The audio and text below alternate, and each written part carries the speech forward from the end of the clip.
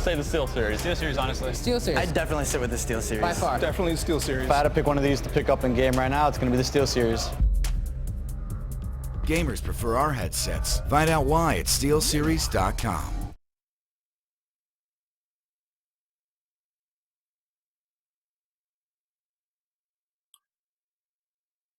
So now we can go.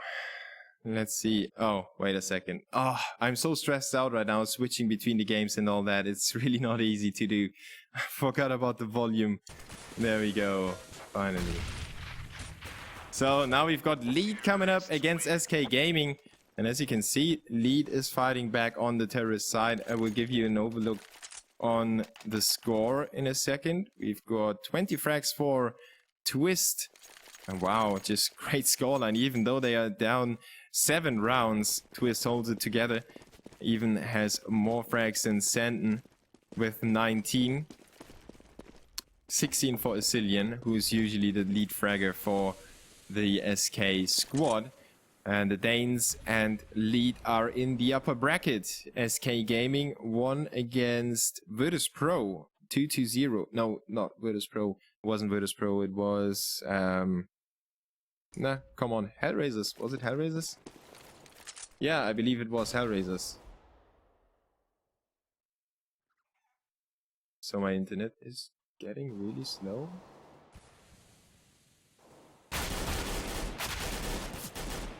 There we go. Devil walk round woman.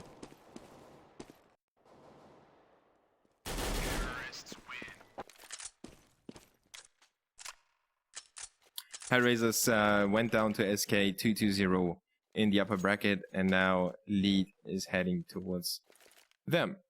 The other matchup, Virtus Pro against Dignitas, will be played today as well. So we will see Virtus Pro again today at 22 CEST.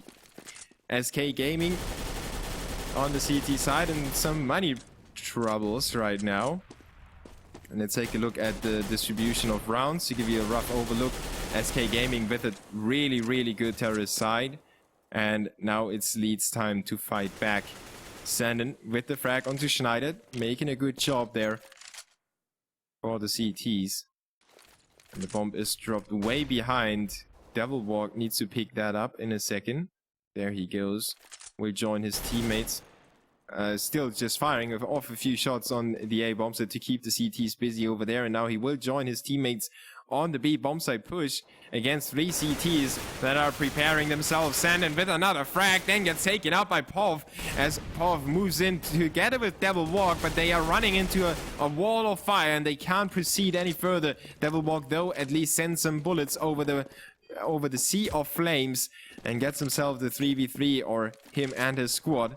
And the terrorists actually think about re-rotating towards the A bomb site. They will start sneaking quite early, so they need to watch out to not run into some time trouble and actually waste so much time that SK is able to rotate their players back to A, which they are doing. And Lead will rotate back towards B, so it's a double fake, a double rotation by the terrorists right now. Tensky holds onto the B bomb site, then goes down to 6 HP, courtesy of Devil Walk, who picks up that headshot on the very edge of the head. Asilian on the rotation already, joined by his teammate Freeze, and he picks up that one frag and a headshot onto Devil Walk. What a great shot by Asilian, keeping me on my heels after that amazing matchup of SK and mixing up teams already, of Hellraisers and Virtus Pro. I'm really out of breath already, and now Asilian puts up those frags, putting a strain to my throat.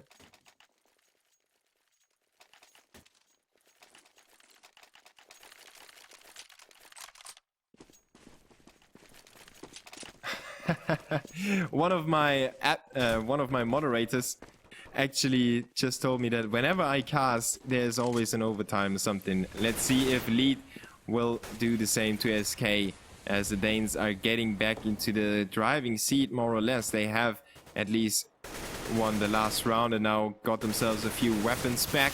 AWP for Freeze, that's his main weapon, and Devil Walk hatches too many bullets, goes down to 9, and he's really, really lucky to survive in that exchange.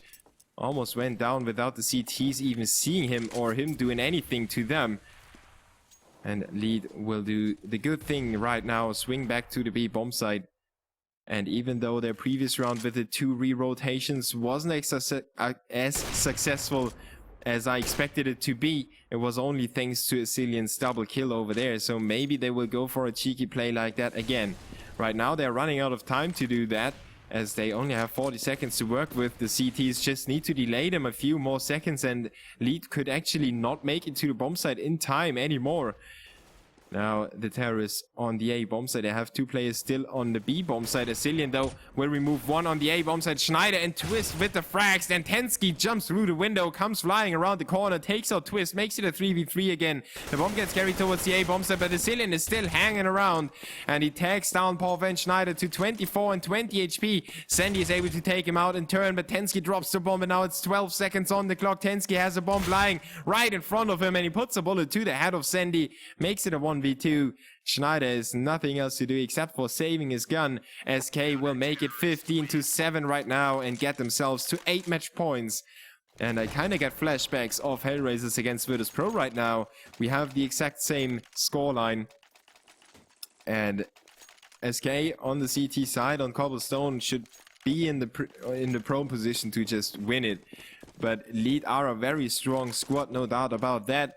They should have, I don't know what the odds are on CSGO launch. I will quickly check that out. We have 55-45, and I was about to say that it's a 50-50 matchup. Even though I would favor Lead a little bit, SK did have a few good results lately. So the Danes definitely picked it up from the point on that they were picked up by SK Gaming. They definitely put in some more work, I guess. Or maybe it was just the initial boost that you gain when you get picked up by some big organization or somebody really good joins your squad. Same happened to NIP, for example, when Mekelele joined them. They all played way better, and after a few weeks, months, it went down to their normal behavior again, and then they got rid of Mekelele again.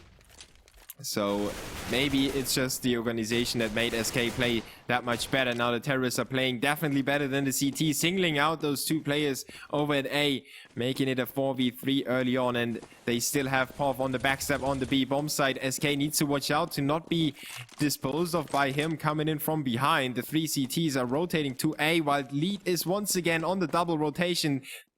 And once again, the time is running out on the terrorists. 15 seconds left on the clock. Sandy needs to put it down straight away. No CTs around. Handen and Tensky will probably save their weapons for the next round, and Lead will close the gap to only 7 rounds. But yeah, it sounds a little bit ridiculous when you say only 7 rounds. It's definitely still a big bunch of rounds separating the 2 teams. And in my opinion, Handen and Tensky have all the time in the world to spare, so they don't need to go for any exit frags at all. They rather want to have their own economy work in their favor instead of removing terrorist rifles and all that. It doesn't matter too much for the CTs right now, as it would probably have been taken out by the terrorists and would have risked their own economy to go down even further. Now they have 2 weapons to work with.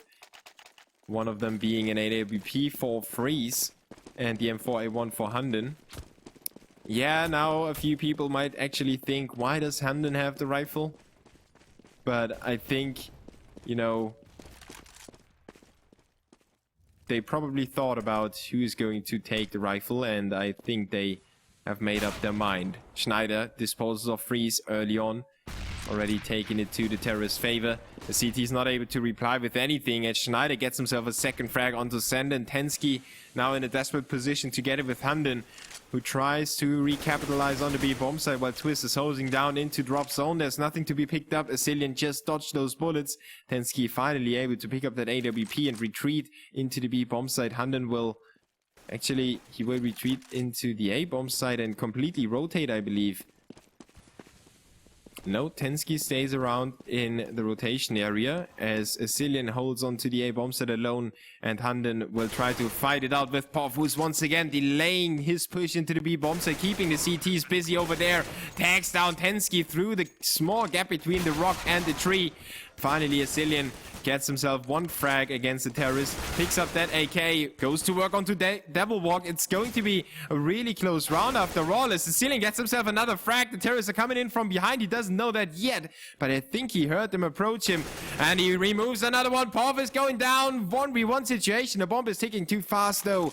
Schneider is there, coming in from the rotation area, and Asilian will ace the terrorists, even though the bomb will blow up, as K deals massive economical damage, and Asilian saves a lot of equipment. A rifle and a 5.7, smoke, a Molotov, defuse kit, and armor saved by Asilian in that ace. What a great performance by him. 15-9 though. Lead is getting closer and closer, closing the gap to 6 rounds now. SK, thanks to the save that Asilian played, they have some more money on him, but the rest of the money on his teammates is still not working out to purchase anything, so it wasn't worth putting anything on the players except for upgraded pistols, and that's what SK is stuck with right now. And something that I would like to see the CTs do is go for a gamble, you know, just go for a stack on the B bomb site, for example. It's the bomb site that gets attacked the most often, and I don't really see that too many times anymore. The CT teams are maybe a little bit too confident in themselves, as Twist picks up a double kill in drop zone. Pov will actually rob that frag onto Hunden, but Freeze is alone. The rifle got removed as well, and all the equipment in the hands of Asilian got dropped to the floor. Twist will actually pick up the quad kill in this anti-eco plus a rifle round. And SK letting lead get close to 5 rounds right now. The Danes are, yeah, reminding me of Hellraisers in the previous matchup against Virtus Pro.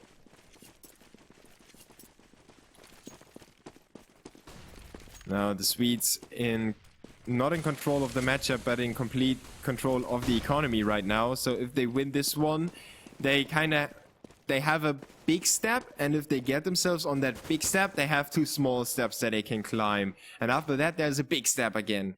And right now they are doing good, overcoming the big steps and not stumbling over the small steps, which look way easier to take, but sometimes you don't take a decent look and then you just fall flat on your face. It's not going to happen on lead right now, as Double Walk opens up the A-bomb set. He pushes on through to the rotation area, gets another frag. Oh my god, a headshot onto Tensky straight away. Double Walk against the CT, slicing through them just like a warm knife would do through butter. Pov gets taken out by Hunden, who's still staying around the B bomb site. And now Double Walk walks into the doors, goes down to Hunden, and it is a 3v2. The CTs still have a shot at this if they would try it, which I would highly doubt considering Hunden's low HP. And as I said, the economy is not looking too good for SK right now, so they once again go for the save and rather have those guns for the next round, as a lead will make it 11-15.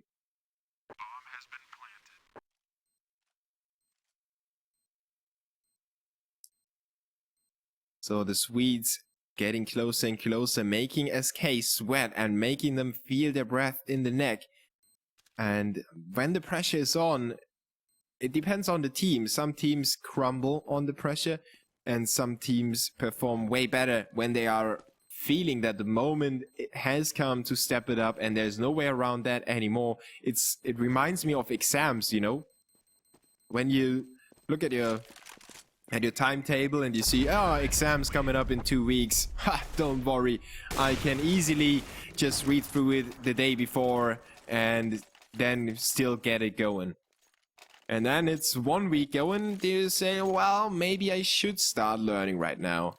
But then when it's 3 days, you get really, really tense and crampy, and then you actually start learning, and then you just rock it out in the exams with just 3 days of learning experience. At least that's how I dealt with it. I don't recommend it though. It's a very stressful life if you do it like that. Schneider now doesn't have too much stress as all his teammates are doing the work for him on the B bomb site push.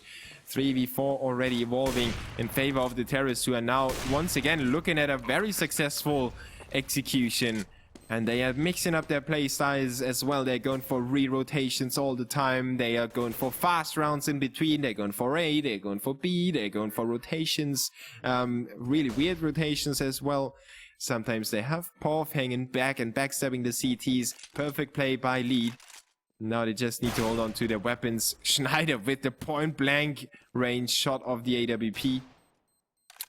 Now he's looking for more targets, but it's not happening for him right now as Twist inches forward. He's looking for Tensky and doesn't turn around in time. POV is nowhere near. Schneider doesn't get the frag either as Freeze mops up Devil Walk. At least the round got a little bit more expensive for the terrorists, and the CTs managed to save 2 rifles, but Lead is in 3 rounds, within 3 rounds of SK Gaming. I can almost smell the overtime already. If I lift my arm, I can definitely smell something approaching. No, I'm just kidding, obviously. But SK, the Danes, with the FAMAS 400, yeah, still hurt on the economy. Still not looking too great for them, but at least they have the AWP for Freeze, who's checking out the A bomb site, and the main push will commence through A at first, but that doesn't mean anything for Lead. They can easily re-rotate to B, and then they can re-rotate towards A again, and if they didn't make up their mind,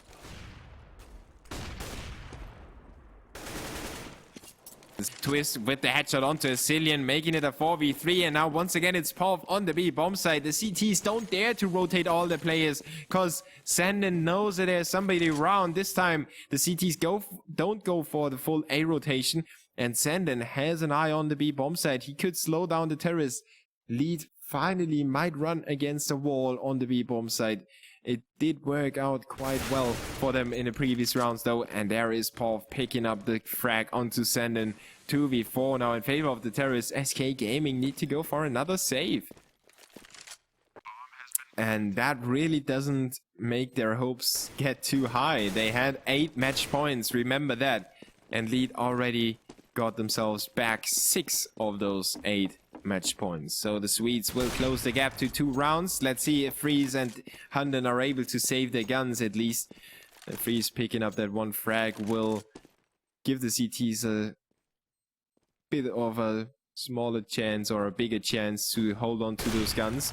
Freeze on point right now, taking out Schneider. Sandy though capitalized on Hunden, makes it a 2v1, and Freeze is targeting the cannon, and his cannon doesn't do what it's designed to do. Sandy takes him out with the AK. 15-13, SK with no gun saved, completely swept. And they go for the forced buy right now. They want to hold Lead at bay. They don't want to let it get to the 16-4.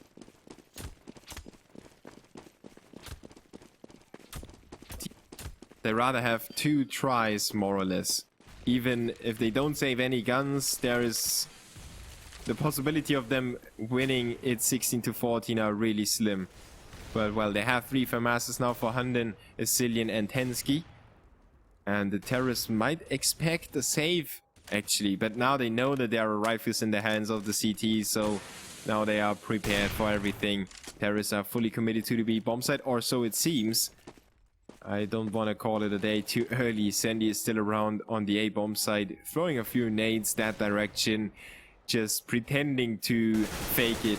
It's not actually a fake, as Twist in drop zone already. The CTs have a big problem with drop zone, actually. Twist got himself a few really good frags over there already, but Hunden is able to draw it back to a 4-man squad on each team. And the CTs holding on to B with a very defensive setup right now. Schneider clicks himself a nice headshot. Sandy, no, actually Sandy clicks his head on the Sandin, and Double Walk goes to work on Hunden, making it a 4v1. Freeze is doing what Freeze does best, saving right now, as it's no chance for the CTs to retake that. He doesn't have any nades, he doesn't have a defuse kit either, so it's really not going SK's way. And I think Max Terror wasn't wrong when he said that it is maybe my blessing that all the games that I cast, or the majority of the games that I cast, end up in overtimes or third maps at least. Really funny to have somebody else notice that. 15-40 now. The Danes with the loser bonus on top. Well, okay. They have FAMASs across the board, but not too many nades. So the buy in the previous round was definitely right to do. But still, if they couldn't make it happen with an AWP or with two rifles and 3 FAMASs, I don't really fancy their odds with 5 FAMASs. Lead on the verge of drawing this game right now, and they're going for a different approach this time. They expect the CTs to go for some information, so they have Schneider and Sandy in the back of the A approach, taking care of the CT's advances, if there should be any, while Devilwalk is stressing the B bomb site with his AK, just depleting his ammunition almost. He only has 2 clips left, so he needs to watch. If he goes for 2 full sprays, he's going to have no ammunition left in his AK. He luckily has... he doesn't have a Tech 9 either, so he would be left with a Glock in his hands. Maybe this is going to be the thing that makes the scale tip over. Let's see, Tensky with the FAMAS onto Twist. Backs off, stays alive, but just barely, as Pov was almost able to take him out. Pov, though, with 50 HP, has to back off as well. Sandy, though, with a good spray onto Senden, making it a 4v4 again. The terrorists are closing in on the B bomb site. Devilwalk with a good headshot onto 100 as he opens up onto Tensky. He gets himself another frag. 2v4. Azilian and Freeze, the last hopes for the SK squad, and they both get a frag each. So now it's a 2v2 situation. The time is running low, so the terrorists need to plant the bomb in a second. But Schneider covers his teammate greatly with a headshot onto Azilian. It's Freeze alone against the 2 terrorists. This time he can commit to the retake. There's no way for him to save, or there's no need for him to save anymore. But Sandy has him covered. Great shot by Sandy. 15-15. Once again, we see an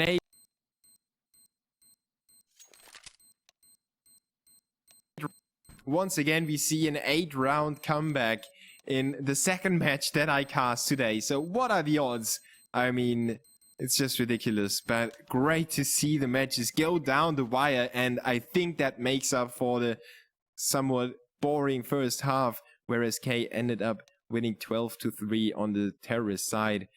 But I didn't expect Lee to come back from that scoreline, I have to admit. So I will put on the score as well, because it's a best of 3 actually.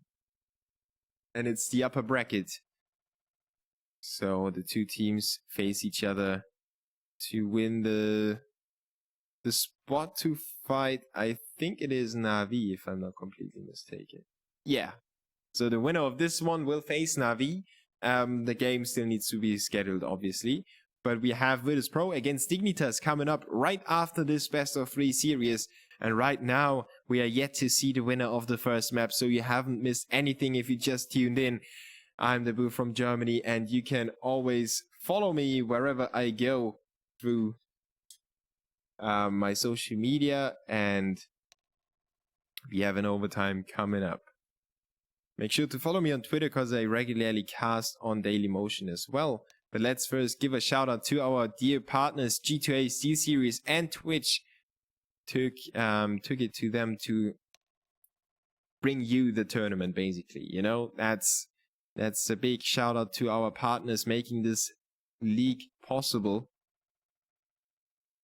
As without them, there wouldn't be any competitive CS. So it is kind of logical that we thank them dearly. Now, Lead with a very good terrorist side. I don't know too much about SK's terrorist side, but Lead is starting off on the T side, and SK has the kind of easier side. I mean, a Gaming Royal, whenever I think my Chrome is unblocked now, so I should get it done today. And keep reminding me though. So SK's CT side wasn't too sturdy, and Lead's terrorist side was very good. Now, it was definitely the economy playing its part in the weak CT side on SK, So now they have all the money they want to have for the first round. Let's see if they can keep the terrorists from doing what they did in the regular playing time, which was completely stomping them in the floor. Schneider already on the B bomb site, already having a good angle and getting that reaction shot onto Sending. Good 2H by him, making it a 4v5. The terrorists, though, only opened up on B. They are committed to A, where Freeze is picking up Twist and removes one of the more important players of the Swedes, drawing it back to a 4v4 on top of that. And the CTs will fall back into the deeper parts of the A bomb site now that they got themselves a 4v4 again. They don't actually need to get any information. Freeze with a small gap on Devil Walk. Great shot again by Freeze, who recently stepped it up with his scope. 4v3 in favor of SK Gaming. Seemingly, the economy is getting them back on track, and maybe they can...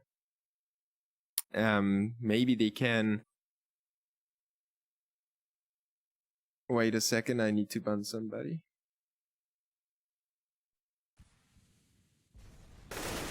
Oh, he's already banned, I believe. Yeah.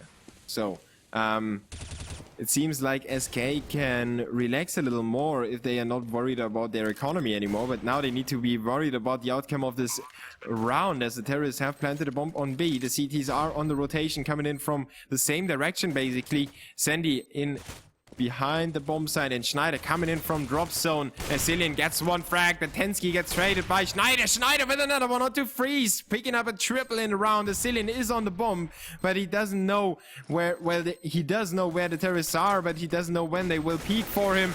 Pov gets flashed. Good try by Asilian, but the bomb will not be defused. 16-15 in favor of lead.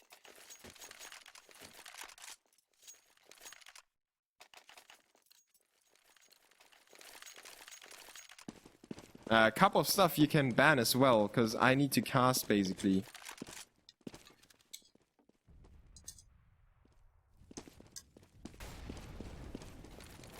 There we go. So, second round of the overtime. It is Freeze once again opening up. Good job by him, just holding it together for SK. Once again, giving them the chance to win this round, even though they didn't capitalize on his two opening frags, as Schneider was basically doing the same to the CTs, coming in from behind, picking up the triple. And there was not much that the CTs could have done about that, as Schneider came in from behind, from drop zone, an angle that the CTs usually don't cover when they are retaking the bomb site themselves. So, lead once again spreading out on the map. They have one on the B bomb site, opposed by 3 CTs, and 3 terrorists on the A bomb site, opposed by the 2 of Freeze and Asilian. So lead will fake the B bomb site, keep the CTs over there, but Sandin doesn't spot any terrorists anymore. Freeze already takes down one on A, and the approach of the terrorists is rather obvious. Pov and Double Walk, the last man standing. Double Walk gets slowed down to snail speed. He still stays alive and gets another frag, but Hunden closes him out, makes it 16-16. Yet another draw between the two teams. SK stay alive in this matchup, and they... Oh, actually, it's a MR5. I completely forgot about that. So the CTs need to watch their economy as well. Even though they won this one round, lead could force them to save or force buy in the last round of this MR5 overtime, if they should pick up 2 rounds in a row concerning the terrorists. The Swedes. Oh, Devil Walk through the smoke onto Freeze, just quickly double tapping. Great shot by him. 4v5. Freeze, the one guy that held it together for SK and got them the first frags in those rounds, is now taken out courtesy of Devil Walk's blind shot through the gap. Good stuff coming up by the ex-coach of Fnatic and the ex-in-game leader of Fnatic as well. And lead in a good position to take it 17-16, and putting SK in a not so comfortable position on their CT side. Now first they need to win this B execution. against the 3 CTs. Sandin gets himself the frag onto Twist while Doublebox sneaks through the CT's lines. He has all the information. The A-bomb set is clean, but there's no way for the terrorists to rotate anymore. They are completely cut off by Hunden, who picks up a double frag. And the CT is in control now as the ceiling comes in from behind. Sandy is cut off from his teammate. Doublebox is getting there, but only very slowly as he needs to sneak to not expose his position. Now Asilian spotted the bomb over at the B bomb site on top of that. If it hadn't been spotted already, now the CTs know that Doublewalk is coming for the C4, and SK won't allow that to happen. 17-16 in favor of the Danes. What a great job by them keeping it together in this overtime. It's really, really hard for them to... Come on. Thanks. It was 15-7 at one point, Nako. SK now with all the money, and they don't need to worry about that in the next round at least. We've got 2 more rounds coming up, so... No, not 2 more, but this one and 1 more. So SK don't need to save. They can fully commit to the retakes in case it should have, or it should need it. Thanks, Cup of Stuff, for moderating. Big shout out to you. You're saving my day. Otherwise, it would have been impossible to cast. Asilian and Doublewalk trading frags. And the CTs rotate their players towards A. When Lead is checking out the B bomb site with Pov. Once again, the guy to go there every single round, basically. Holding the CTs over there as long as he can. 45 seconds on the clock. Lead need to commit to either bomb site in a few seconds. Otherwise, they can't put down the bomb anymore. And they probably are going for the A bomb site. There's no way to get the bomb to B in time. And the 4 terrorists will line up. 4 frees to take out the first one. Doublewalk faces his maker. 4v2 now, thanks to Hunden's refrag. Hunden holds on to A main, drops the bomb, and goes for the reload. So the in-game leader of SK is actually doing a good job right now of picking up those double frags whenever it's you know, it's not actually needed, but whenever he has the chance to, he picks up those 2 kills. Schneider will let the time run out and stay in his position. Catch freeze coming out of his cover. And at least saves his AWP for the upcoming round. 18-16 in favor of SK Gaming. If they win this round, they are in a very good situation. They only would need to pick up 2 rounds to win this first map. The second map is coming up straight after that, so make sure to stay around. And after this best of 3 series, I will give away a few crappy skins. I have to admit that I don't have too many valuable skins around, but only 2 followers. So if you want to win a few skins, make sure to follow after the game. I will start the giveaway after the game. Sandin gives away a few frags to the terrorists on Twist and Sandy. Freeze and Tensky is stepping it up as well, leaving Schneider alone again. And even though the CTs have been lined up perfectly for him, it wasn't going to happen. Look at that. You can see the crosshair slightly up to the right of the head of the corpse of Schneider. And if he had shot Sandin, it would have probably gotten Hunden as well. 3-round lead now in favor of the CTs. Oh, I'm sorry for the caps lock. You need to... Oh, Wangbeast actually gets Sandin done, so you should be able to do that. Yeah, YKTHO2. I don't know how to pronounce your name, but you know how those giveaways roll. Now Lead need to come back on the CT side this time. They made it happen on the terrorist side in the first, or in the regular.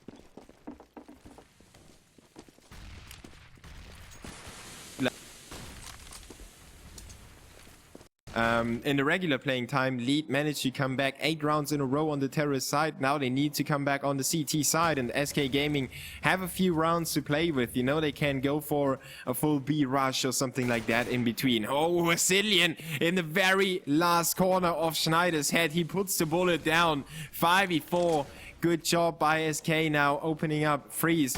Looking for another frag. He catches Twist in an angle that Twist couldn't spot Freeze, but Freeze was able to spot his counterpart. 5v3.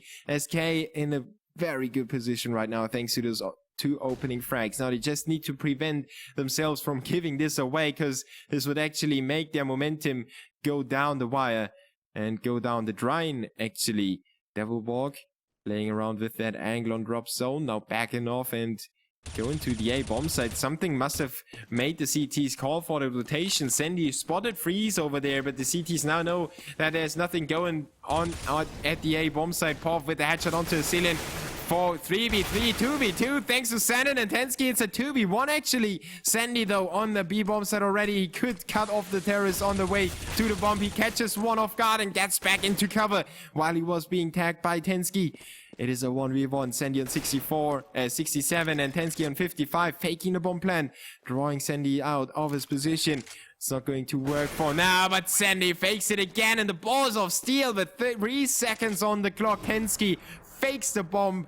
Sandy didn't account for that, and it was going SK's way. Even though they started off with a 2-man lead, Lead was able to get back into a 2v2 situation. But then the Swedes were being taken care of by Tensky. 20-16. Now they have 4 map points, not match points, as it's a best of 3. So they need to win 2 maps to win the whole matchup and go on to fight against Na'Vi in the next round of the upper bracket of the Go Champions League, brought to you by Twitch, Steel Series, and G2A, of course. Azilian now playing a little bit wild hunt there on the B bomb side, giving Pov some of his own medicine. And the terrorists once again head off into the round with the first frag. And it's been a very early first frag, so they can easily play around with the psyche of the CTs. Sandy on the forward position on the B bomb side will spot a lot of things, and actually not spotting anything will allow the CTs to rotate, while Devil Walk trades a few blows with the terrorists over at A. It is a 3v3, but the CTs only have Schneider around to hold on to the A bomb site. He picks off the first onto Azilian, resets the same. Handen with some trouble. He catches a bullet, but then finally frags Schneider. Twist goes down straight away. Handen makes up for that troubling spray against Schneider with that frag.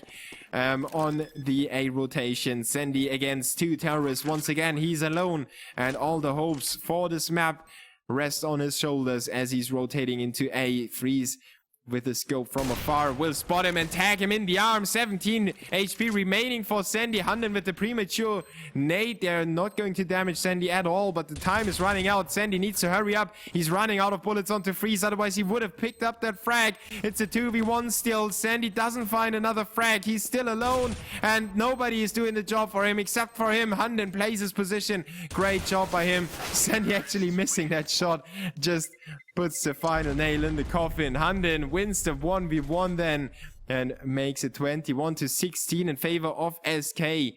31 frags for Azilian, 27 for Sandin. And on the other side, we have 30 frags for Twist, 24 for Sandy. Handen got himself to 22 frags, and my CSGO breaks down. So it actually is fed up with all those overtimes, my CSGO. Rest in peace. I hope you will stay around. The second map is coming up straight away. SK against Lead. There is no time to be wasted. Lead has another match coming up at 22 CEST. So we will jump into a small advertisement break, and after that we are going to be back with this awesome matchup. The second game that goes to an overtime already today. So thank you for tuning in. I will, as always, give away skins after the game. So I have to give my voice a little rest, so I will put on music until I have booted my CS again and all that. So, and that gives me the time to adjust the score and all that. So, have fun with some Monster Cat. That's a little bit too silent.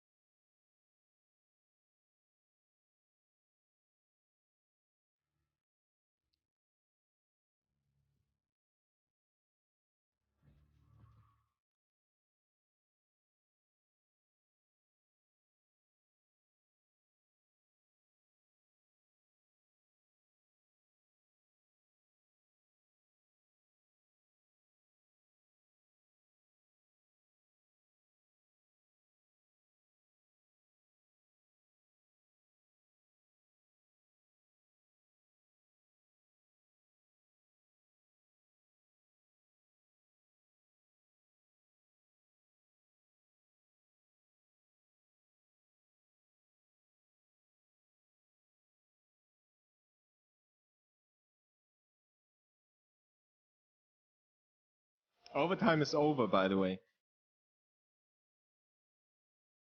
Um,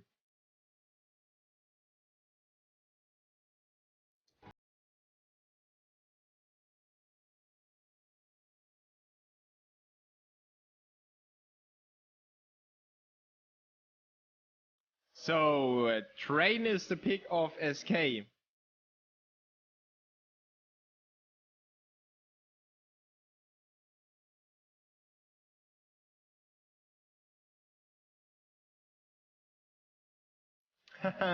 JLTV, yeah, sometimes.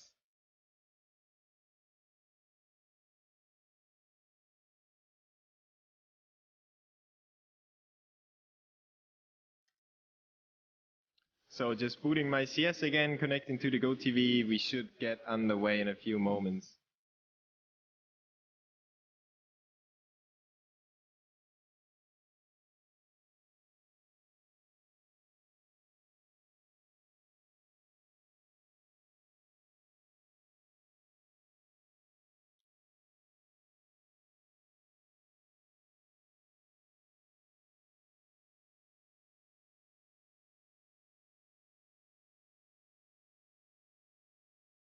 Yeah, so train is loading up.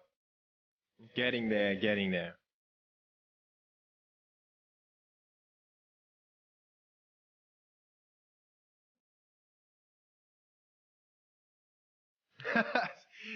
Kendry, I've got a very good looking girlfriend, so thanks. And a big shout out to Dutch, who just donated a bunch of skins to me. Thank you a lot.